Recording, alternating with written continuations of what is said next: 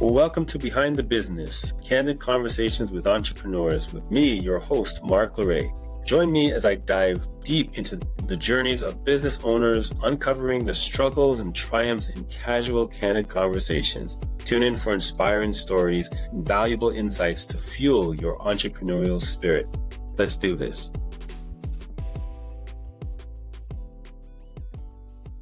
Welcome to Behind the Business, candid conversations with entrepreneurs. Hope you had a great week since our last conversation. And if this is your first time stopping by, I want to thank you so much for tuning in. And I hope this podcast is inspirational to you and that you will subscribe and share it with others. Today, the conversation is going to be with myself and I. I'm going to be sharing with you my journey of when I first started in business. I was 23 years old and I only had $22 and a penny to my name. $22 and a penny was my small investment, and I turned that $22 and a penny into a six-figure business until I sold it. So whether you're just starting out in business or you are in business for a little while, I hope that this podcast will be inspirational to you, and what I'm about to share with you will make a difference in the growth of your business. Let's get into the conversation. I remember it was the summer of 1999 when I started my window cleaning company.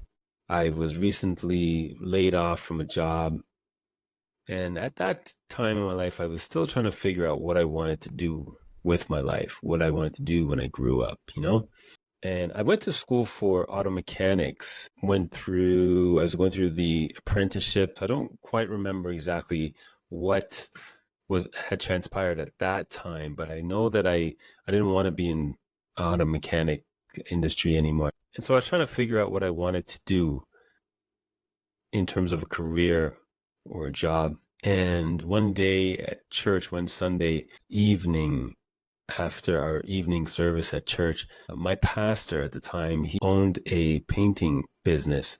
And so I went up to him after service and I asked him if he was looking for any help, at least for that week. And he said, yeah, I'm actually in the middle of a job that I want to get wrapped up as soon as possible. So you can meet me tomorrow morning here at the church at 8 o'clock. I remember it was 8 o'clock. He said to meet him there. And we go from there. So I met with him the next morning and we went to the job site after picking up the paint that he needed from the paint store. And that particular job, he was painting the exterior windows of a beautiful house. We were in an upscale neighborhood in Toronto. His job was to paint all of the exterior windows. And so I had to do the prep work, scraping all of the old flaking paint off the windows, the window frames, sand it and get them ready for him so that he could do the priming and finish coats. So anyways, while we were working, as the day was going on, the windows on this house was pretty dirty and dusty. And it's one of those houses that had vines growing along, the house and hitting up the windows. And so we had to pull some of the vines off so we could get to the wooded area of the windows. And he was talking his frustration, like, these windows are so dirty. Geez, I should get you to clean these windows. It's getting into my work, he would say. And he said, you can make a good $200-$300 cleaning these windows. What? Right away, a light bulb went on. Ding! What? I can make $200-$300 cleaning windows? I've never heard that before, because when growing up, I just knew people cleaned their own windows. We cleaned our own windows at home, soap and water, newspaper, paper towel. I didn't know that that was a business. I didn't know that people paid for a service like that.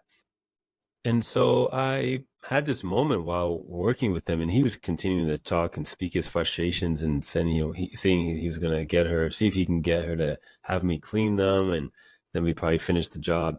Anyways, turned out she already had someone that was coming to do that. But as I said, a light bulb went on for me. I had a light bulb moment where I thought, if I can clean exterior windows on a house like this for $200 or $300, and it won't take all day. It'll probably only take a couple of hours. What if they wanted the insides clean? That's double the price.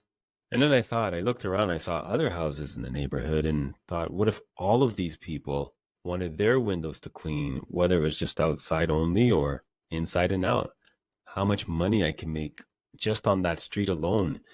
And so, as I said, that light bulb moment, I just got really excited, really motivated. And I went home and I started to figure out what it was that I needed in order to get this business off the ground. Because now I found my business idea. And I was so excited and motivated to get going. And I did. 3 days after I started, I had the idea. I had my first customer. And I remember charging $100. It was nowhere, this particular house was nowhere near the size of that one that we were at, my pastor and I were at. But I charged $100. It took me 4 hours because, again, I was just learning. It was one of those older homes where you had to pull out the windows and, all that. And that was my first time cleaning windows like that. It took me about 4 hours to do it, but I made $100. And at the time, that was more money than I made in the job that I was working at. So to make a long story short, I ended up getting called back into work, and I didn't enjoy the job that I was doing anymore. I was just really excited and really passionate about starting my business. And so I took a leave of absence from the job, and a 2 week, I think it was, leave of absence. And I decided I was going to just get going with this business, just get out there and get customers and go crazy with this business. And that is exactly what I did, friends. I made more money in the 2 week period than I would in 1 month working at my full-time job that I had and did not enjoy. And I did really enjoy the window cleaning business. So I ended up putting in my 2 weeks notice. The funniest thing is the company that I was working for became customers of mine, and the owner and a couple of the managers and some of the other employees also became customers of mine also. So I left from that job with customers. So anyways, I just took off with that business. So in this podcast, I want to share with you, that's just how I got started with that very first business. That was $22, as I said off the top, that I had to my name at the time. Took that idea and I ran with it. So that's how I got started. But as I got into business, I didn't go to business school. I didn't have any background in business. I didn't have any family members or anyone that I knew that was in business and that could help me in business. So I had to learn along the way as I go. I had to learn the hard way, so to speak. And one of the things that I really learned, and here's what I'm going to be leaving with you. I'm going to be, in this podcast, I want to share with you some nuggets that you can take away.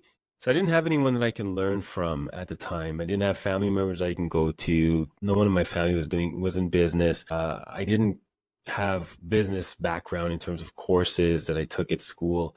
So I had to learn a lot along the way myself.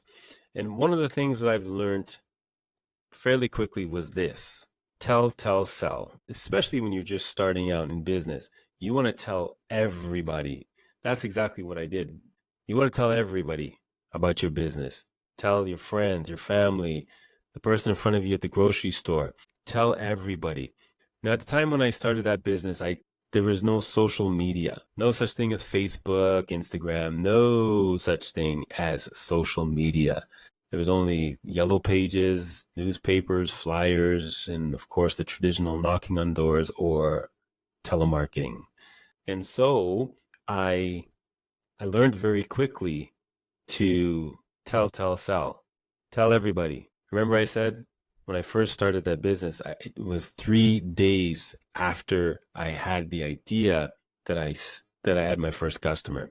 And how did that happen? I told everybody at my church, everyone at, my neighbors. I told my neighbors, I told people in the grocery store. in order to grow your business, you have to sell. Tell everybody what you're doing. And now that we have social media, that's what social media is for. It makes it a little easier than it was for me back then to sell. Post on Instagram, Facebook, TikTok, YouTube, to get your message out about your product and your service. Tell, sell. You got to tell everybody. If you don't have customers, I say this, the lifeline of every business is its customers. If you don't have any customers, you don't have a business. You need customers in order for you to make money, to make a profit, to pay bills, and to live. And if you don't have any customers coming in, then you don't have a business. You might as well close it all up. So tell, sell. Get out there and tell, sell. The next thing that I had to learn is to identify my ideal client. You have to identify your ideal client. Not everyone is going to be your customer. Okay, it doesn't matter what kind of business that you're in. Not everyone is going to be your customer. Not everyone is going to understand your product or service, or your value, I should say, that you have to offer. Not everyone is going to be your customer. So when I ask business owners, who's your ideal customer? Everybody. No, everyone is not your ideal customer. And what do I mean by that? So when I had my window cleaning company, I didn't do high rises. I did houses. That's what I did. So I didn't do condos. The commercial properties were not my ideal customers. People who live in houses, 1-story, 2-story townhouses, single detached homes. Those were my ideal customers. Now, for somebody else in the same industry, they enjoyed. I knew guys that's all they did was just high rises, and they made a lot of money doing it. But I didn't want to get involved with the risk of, hanging off a building at the time, especially when I was just started off doing it on my own. I didn't want to be hanging off buildings, and you had to have certain certifications anyways in order to working at heights and stuff like that. I didn't want to get involved with all of that. Residential, I just want to get in, get out. And so that was my ideal customer were homeowners, those that live in a home. Realtors, I would approach real estate agents who are listing homes, and I would say, why don't you offer your client, your seller, a free window cleaning? You pay for it, but for you, it's value to them because it looks like you're giving them something, more bang for their buck. They're paying you commission, so pay me a couple $100 out of that is not a huge deal, and it'll make you look good. And of course, it creates work for me. So I worked a lot with real estate agents who list homes, and so I would go in and I clean the windows in those homes. So those are my ideal clients. So I learned very early on in how to identify my ideal client. And one of the other things that I learned very early on in was networking. Networking.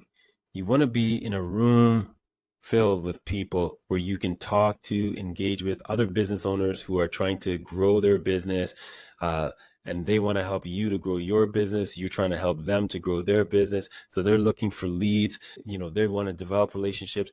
Business is all about developing relationships. It's not necessarily about what you know. It is about who you know. You never know who it is that you are talking to, who it is that can open the doors of opportunity for you. And that comes through networking. So I highly recommend that you attend networking events. That's what I did. So we talked about tell, sell. Tell everybody about your business and what you do. Get out there, generate those leads. We also talked about identifying your ideal customer. Not everybody is your customer. So you have to know who it is that you want to work with and for. And we also talked about networking. Building relationships with like-minded individuals, other business owners that can help you to grow your business.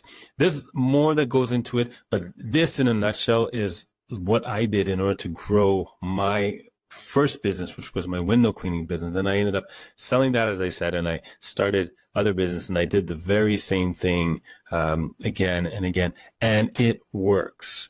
I want to leave this with you, and as I'm wrapping up, I call it the 3 S words to guarantee growth in your business. The 3 S words to guarantee growth in your business. You may want to write this down. Spend, stay, and share. Spend.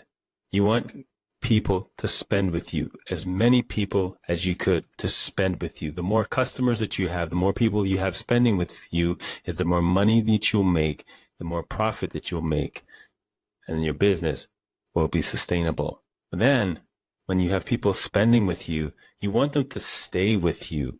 This is loyalty, loyal customers. What you need to do, whatever you need to do to get those people coming back to you, staying with you, to be loyal customers so that they can spend with you, is extremely important. And then finally, you want people to share you with others, to share your business, share your products, share your service with other people. Word of mouth is the best advertisement, they say. And that's good or bad. That's what reviews are all about. People will give bad reviews if they didn't get a good product or service, and they'll also give good reviews. So really strive to be excellent all the time, giving excellent service, excellent products, taking care of your customers all the time, empowering your staff to do the same. And that's what I also did too. And that's what helped my business to grow. You want your staff to be productive people. They are a reflection of who you are. So that's extremely important, that you are educating, you're empowering, and you're encouraging your employees to provide excellent service, be excellent always, so that you have customers spending with you, staying, and sharing you with others. And this will guarantee growth in your business. So I hope that was helpful to you in this podcast. As I said, I wanted to share my journey of how I took $22 and a penny and I turned it into 6 figures. Thank you for joining this conversation. Please like, share, comment, and most of all, subscribe. See you in the next conversation.